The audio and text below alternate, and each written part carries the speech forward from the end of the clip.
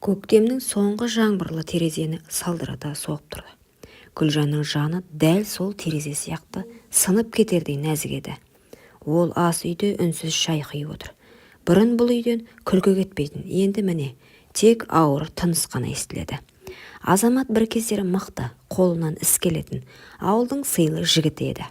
Құрылыс фирмасында басы инженер, үй салатын, темір көтеретін, өмірдің өзін арқалап жүретін еді. Ал қазір арбада. Бір сәттік апат. Бір түні жолда бұрылыстан шыға бергенде көлік аударылып, бел омыртқасы үзіліп, қайта жүрмейтін болған. Апаттан кейін бәрі өзгерді. Гүлжан бір сәтте жанынан кетпеді. Киімін ауыстырды, дәрісін берді. Тамағын ішкізді, қасында ұйықтады. Алғашқы айларда Азамат үндемеді, ұялы телефонында қолына алмады. Тек кейде көзімен терезеге қарап, мен енді кіммін деген сұрақты іштей қойып отыратын. Бір күні ол сыбырлап айтты. Мені неге тастамадың? Сен менің күйеуімсің ғой, деді Гүлжан күлімсіреп. Күйеу емес енді еркекті емеспін, деді. Сол сәтте Гүлжанның жүрегі шым ете қалды. Ол білетін Азамат, намысшыл, күшті, бәрін өз қолымен жасайтын адам еді. Ал енді ол өз-өзін қор санады. Гүлжан түн сайын төсегіне жатып, ерінің ауыр тынысын тыңдайтын. Азамат кейде түсінде айқайлап оянып кететін. Жүрегім ауырды дейтін ол, бірақ денем сезбейді. Әйел оның қолын ұстап жылап отыратын, бірақ ешқашан оның алдында әлсіздік көрсетпейтін. Бір күні көршісі Сәния кіріп келіп, Гүлжан-ау, еркек адам ауырса да әйел тірі болу керек, сен өзіңді ұмыттың ғой, шашың ағарып кетіпті, деді. Сол сөз Гүлжанның жүрегіне қадалды. Ол расында әйел екенін, сезім бар екенін, әдемі болуға, еркек назына бөленуге қақысы бар екенін ұмытып бара жатқандай еді. Бірақ ол үшін қазір бәрінен биік парыз. Ерінің көзіне қарап тұрып, тастап кетсең Алланың алдында жауап берем деп өз-өзін жұбататын. Кейде күйеуі оған, бір күні сен менен шаршайсың дейтін. Жоқ, мен сенімен бірге боламын дейтін әйел. Бірақ жүрегінің түбінде ол сөздерге сену қиындап бара жатты. Ер адам мінезін жоғалтқанда әйелде іштей өледі екен. Екінші бөлім. Түнгі тыныштық пен әйелдің шөлі. Түн. Сыртта жаңбыр тамшылары төбеге тықылдап тиіп тұр. Гүлжан терезе алдында үнсіз отыр. Үй іші күңгірт. Арбадағы Азамат ұйықтап жатыр. Оның тынысы баяу, кейде ауыр демалады. Сол сәттерде әйелдің жүрегі де қоса ауырлайтын. Күйеуі апаттан кейін бұрынғы Азамат емес еді. Ол өзгерді. Күле алмайтын, сөйлесе алмайтын, тек өз-өзіне тұйық адамға айналды. Ал Гүлжан тірі өлікке айналған әйел. Оның бар өмірі күтім, дәрі, тамақ, тазалық. Күн сайын бір қалыпты өмір, бірақ жүрегі бос. Бір түндері ол терезеге қарап отырып, өзіне сұрақ қойды. Мен әйел емеспін бе? Неге менде құшақ жылулығын сағындым? Сол ойдан ұялды. Қолындағы сақинасына қарап көзінен жас ыршып шықты. Таңертең Азамат әдеттегідей. Шай, деді. Гүлжан үнсіз шайнекке су құйды. Бірақ оның жанарында жылылық жоқ еді. Сырттай бәрі тыныш, бірақ үйдің ішінде бір салқындық, бір мұң сезілетін. Күндер осылай өтіп жатты. Бір күні пештің түтіні кері тартып, үйдің іші көк түтінге толды. Гүлжан сыртқа отын шығаруға шыққан кезде көрші үйден Бекзат келді. Жас жігіт. Көзінде мейірім бар, қолы шапшаң. Апай, көмектесейін бе? Қажет емес, өзім істеймін, деді әйел салқын үнмен. Жоқ, иісі шығып тұр, түтін ұясы бітелген. Рұқсат етіңіз, жөндеп берем. Бекзат үйге кіріп түтін жүретін жолды тазалап берді. Ол кетерде күлімдеп. Мынау апай, сіздің қолыңыздың дәмі бар екен. Шайыңыздың иісі үйге тарап тұр, деді. Гүлжан сәл жымиып. Рахмет, балам, деді де көзін тайдырып әкетті. Бірақ сол сәттен бастап оның бойында әлде бір жылы сезім қозғалғанын өзі де сезбей қалды. Сол түні Гүлжан төсегінде ұйықтай алмай жатты. Күйеуі жанында ұйықтап жатыр. Бірақ оның денесінен жылу емес, суық сезілетін. Көзін жұмса, Бекзаттың жылы жүзі елестейді. Жанындағы арбадағы еріне қарап іштей сыбырлады. Кешір мені, мен де тірі жанмын. Ол әйел еді. Әйел болған соң жүрегінде жылулық іздейтін, назға зәру бір нәзіктік бар еді. Ал оның сол нәзіктігін ешкім байқамайтын 3-ші бөлім. Күз келді. Жапырақтар сарғайып, ауладағы пештің түтіні көкке көтерілді. Гүлжан таңнан кешке дейін арбаның жанында, дәрі, ас, жуылмаған ыдыс, отын бәрі оның мойнында. Күйеуі Азамат үндемейді.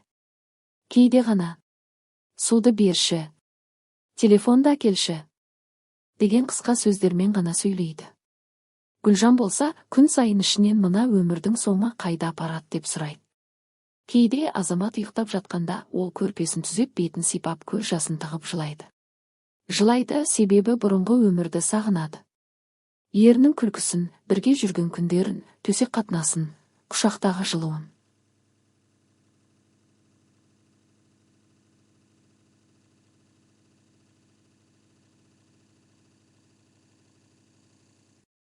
Бірақ ол жылу енді жоқ. Азамат өмірден емес, өз-өзінен алыстап кеткен адам. Сол күндердің бірінде Гүлжанның пеші сөніп қалды. Күн суық, үй іші тоңып тұр. Ол от жағайын десе, қолы қалтырайды, шаршаған, әлсіреген. Сол сәтте есік қағылды. Таныс дауыс. Апай, отын керек пе еді? Бекзат екен. Қолында балта, үсті шаң топырақ, бірақ жүзі жылы. Өзіңнің ерің жоқ па? Деп күлді жеңіл. Гүлжан қысылып қалды, бірақ ренжи алмады. Бар, арбада отыр деді ол сыбырлап. Бекзат сәл үнсіз қалды. Кешіріңіз, білмеппін деді сабырмен. Сосын қолындағы балтасын алып, ауланың шетіндегі отындарға кірісті. Шап-шап. Балта даусы аулаға жаңғырып, әйелдің жүрегіне біртүрлі тыныштық сыйлады. Бір сәтке бәрі ұмыт болғандай еді. Мүгедек күйеу, ауыр өмір, түнгі жалғыздық, бәрі артта қалғандай. Тек балтаның сазы мен Бекзаттың жылы жүзі ғана көз алдында. Бекзат әр апта сайын келіп тұрды. Пешті жөндейді, отын жарады, кейде дүкенге барып келіп көмектеседі. Азамат оған алғашында салқын қарайтын. Бірақ кейін көмектесіп жүр ғой, ренжіме деп тіпті ризашылығын білдіретін. Солай уақыт өте Гүлжан мен Бекзат арасында үнсіз жақындық пайда болды. Екеуі де ештеңе айтпайтын, бірақ бір-бірінің көзінен бәрін түсінетін. Кейде Гүлжан шай дайындап, шаршадың ғой, ішіп ал дейтін. Ал жігіт оның көзіне ұзақ қарап, сіздің қолыңыздың шеберлігі ерекше екен дейтін жай ғана. Бірақ сол сөздің өзінен әйелдің денесі дір ете түсетін. Сол кештердің бірінде Бекзат кетерде тоқтап, апай, сіздің көзіңізде мұң бар. Көп жылайсыз ба? Деді. Гүлжан не дерін білмей қалды. Жыламаймын деді де артына бұрылды. Бірақ көзінен жас ыршып кетті. Сол түні Азамат ұйықтап қалғанда ол іштей сыбырлады. Неге жүрегім тыныш емес? Неге сол баланың көзіне мейірім іздеймін? Бұл түннен кейін бәрі өзгере бастады. 4-ші бөлім. Күнәлі түн. Сол түні үй іші тым-тыныш еді. Пештің ыстығы бәсеңдеп сағат тілі түн ортасын көрсеткен. Азамат арбасында ұйықтап жатыр, терең, ауыр ұйқы. Ал Гүлжанның көзі ілінер емес. Ол төсекте дөңбекшіп төбеге қарап жатты. Көз алдына Бекзаттың жүзі елестей береді. Қатты қолдары, жылы дауысы, көзіндегі бір түрлі алаң мен жылылық. Кеудесі лүпілдеп, тынысы жиілей түсті. Бір сәт жоқ, менің жолым емес бұл, деп орнынан тұрды. Терезе алдына барып сыртқа қарады. Ай жарығында аула аппақ күмістей жарқырайды. Сол сәт есік сәл сықырлады. Гүлжан селк етіп қарады. Бекзат тұр екен. Қолында май шам, үстінде ескі күртеше. Кешіріңіз, пеш түтіндеп жатыр деп ойлап едім деді сыбырлап. Әйелдің дауысы шықпады. Жүрегі дүрсілдеп, қолдары дірілдеп кетті. Түн жарымда неғып жүрсің? Сізді уайымдадым. Ол осыны айтты да үнсіз қалды. Көздері түйісіп қалды, бәрі содан басталды. Сол бір көзқараста көп жылдық жалғыздық, қорқыныш, ашылмаған сағыныш бар еді. Бекзат жай ғана оның қолынан ұстады. Сізге ауыр ғой деді. Гүлжанның ерні дір етті. Білмеймін, мен шаршадым. Осы сөзден кейін бәрі өзінен өзі өрбіді. Кеудесінде жылу, бойында еріксіз сезім. Көзінде жас пен құмарлық аралас. Ол сол сәтте өмірде алғаш рет өз-өзін ұмытты. Бекзат оның маңдайынан сүйді. Бір сәтке уақыт тоқтағандай болды. Тек көрші бөлмеден шыққан арбаның сықыры. Олардың күнәсін еске салғандай. Гүлжан селгетіп артқа шегінді. Жоқ болмайды бұл, деді даусы дірілдеп. Бекзат басын төмен салды. Мен де білем. Бірақ сізге бейжай қарай алмаймын. Сол түні олар ештеңе істемеді, бірақ бәрі басталып қойған еді. Олар шектен әлі өтпеді, бірақ жүректері әлде қашан өтіп кеткен. 5 бөлім. Ұят пен құмарлық. Күндер өтіп жатты. Бекзат бұрынғыдай келіп тұрады, бірақ екеуінің арасындағы тыныштық енді басқа еді. Ішінде айтылмаған, тығылып жатқан ыстық сезім бар. Гүлжан оны көрген сайын жүрегі дүрсілдейді. Қарапайым бір сәлем де денесін дір еткізеді. Кейде шай дайындап отырғанда ойы бөлініп кетеді. Бекзаттың көзқарасы, қолының жылуы еске түсіп кетеді. Бірақ соның бәрін жасыру азаптың өзі еді. Азамат та бір түрлі өзгеріп кеткен. Бір күні ол әйеліне қарап: соңғы кезде сенің көзің басқа жаққа қарап жүр. Біреу бар ма? Деді күңіреніп. Гүлжанның денесі мұздап кетті. Не айтып тұрсың? Сезем, еркек сезеді оны. Осы сөз оның жүрегін қанжардай тілгілеп өтті. Күйеуінің алдындағы кінә мен өз сезімі бір-біріне қайшы келіп. Гүлжанның ішінде дауыл тұрып жатты. Сол түні Азаматтың ұйқысы қашып, ол арбасымен сыртқа шығып кетті. Ал үй іші тып-тыныш қалды. Дәл сол сәтте есік қағылды. Гүлжан апай, пеш түтіндеп тұр, деді ғой, кеше қарай кетейін бе? Кір. Бекзат кірді. Түн тыныш, пештің қызуы мен олардың арасындағы үнсіздік қана бар. Гүлжан бір сәт оны тоқтатқысы келді. Бірақ Бекзаттың көзіне қараған сәт бәрін ұмытты. Ол өз-өзінен еріп әлсіздікке беріліп кетті. Сол түн екеуі шексіз рахатқа бөленіп тағдырын өзгертті. Жылдар бойы еркек иісін сағынған Гүлжанның денесі шымырлап балқып кетті. Түн соңында екеуі үнсіз отырды. Гүлжанның көзінен жас ағып: бәрі бітті, енді қайтпайтын күнәға баттық, деді. Бекзат тек басын иіп отырды. Сол сәтте сыртқы есік сықыр етті. Арба дөңгелегі қозғалған сияқты. Гүлжанның жүрегі тоқтап қалғандай болды. 6 бөлім. Ашылған сыр. Таң бозарып атып келе жатты. Гүлжанның көзі ілінген жоқ. Кеудесін өкініш пен қорқыныш кернеп, жүрегі қысып, тынысы тарылып тұр. Азамат түнде үйге кірмеген. Гүлжан бірнеше рет далаға шығып қарады. Жоқ, тек аулада арбаның ізі ғана жатыр. Мөлдір шықпен араласқан жолақ секілді. Сол сәтте есік ашылып Азамат кірді. Жүзі сұр, көзі шүңірейіп кеткен. Қолында бір шөлмек су. Түн салқын екен, деді жай ғана. Гүлжанның денесі мұздап кетті. Қайда болдың? Сенің даусыңды естідім, күліп тұрдың. Қалжыңдап. Еркек дауысы естілді. Ал мен далада отырдым. Жылу іздеп емес, өмірімнің неге осылай болғанын ойлап. Оның көзінен жас емес, от шықты. Мен сен үшін тірі өлгенмін, Гүлжан. Ал сен, деді де сөзін жұтып қойды. Гүлжан тізерлеп: кешір мені, мен өзімді ұстай алмадым, деді. Ұстай алмадың ба? Әлде ұмытқың келді ме?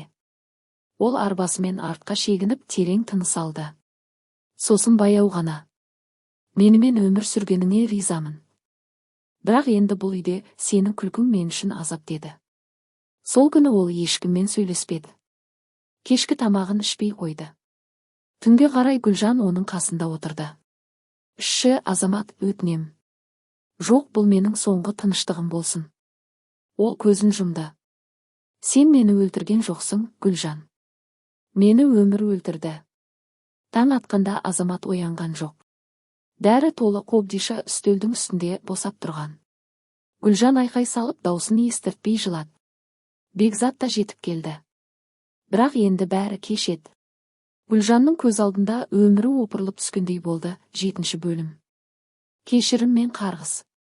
Азаматтың қазасынан кейін үй іші бір сәтке үнсіз қалғандай болды. Тіпті қабырғалардың өзі түнеріп, ескі естеліктердің салмағымен шөгіп тұрғандай. Гүлжан күн сайын оның суретіне қарап: кешір мені. деп сыбырлайтын. Бекзат болса үнемі жанында болды. Жерлеу, шаруалар, балалар бәріне көмектесті. Ал Гүлжан енді жалғыз қалудан қорқатын. Бір жыл өтті. Уақыт бәрін емдегендей жарасын басқанда еді. Бірақ жүректің түбіндегі кінә сезімі еш кетпеді. Солай болса да ауыл іші Бекзат пен Гүлжан қосылыпты деген сыбырмен толды. Той болмады. Тек мешітке барып некелерін қидырды. Бір-біріне қарағанда екеуінің де көзінде қуаныштан гөрі қорқыныш басым еді. Бекзат оның қолын ұстап тұрып, мүмкін тағдыр бізге осылай сынақ берген шығар, деді. Гүлжан үн қатпады. Тек көзін төмен салды. Жаңа өмір басталды. Бірақ әр түні Гүлжан Азаматтың елесін көретін. Кейде ай сәулесі түскен терезенің алдында оның арбасын елестететін. Бірде тіпті айқайлап оянды. Кешір мені, деп. Бекзат құшақтап алды. Өтті ғой бәрі, Гүлжан, сен меніменсің, өткенді ұмыл. Бірақ Гүлжанның көзіне жас іркіліп еріндері сыбырлады. Күнә ешқашан ұмытылмайды. Ауылда бір қызық әңгіме тарады. Азаматтың зиратының жанындағы талға бір ақ көбелек күн сайын келіп қонатын көрінеді. Анасы айтатын, бұл Азаматтың рухы шығар. Гүлжанға кешірім сұрап келетін болар деп. Бір күні Гүлжан сол зиратқа барып, жерге отырып ұзақ жылады. Мен саған адал бола алмадым. Бірақ мен де адамын. Кешір мені, Азамат. Сол сәтте жеңіл жел соғып, көбелек келіп иығына қонды. Гүлжанның жүрегі шым етіп көз жасын сүртті. Рахмет, деді күбірлеп. Үйге қайтып келе жатып, ол терең тыныс алды. Күн батуға таяп қалған. Күннің соңғы сәулесі аспанды қып-қызыл қылып бояған. Сол қызыл түс оған Азаматтың өмірін еске салды. Ыстық, ауыр, бірақ ұмытылмас. Гүлжан енді бақытты болуға тырысты. Бірақ әр таң сайын оның жүрегінде бір ғана ой оянатын. Бақыт кейде күнәмен келеді. Құрметті оқырман, өмірден алынған шынайы сабақ болар оқиғаларды тыңдағыңыз келсе, менің арнама тіркеліп, лайк, комментарий жазып қолдап кетіңіздер. Келесі кездескенше.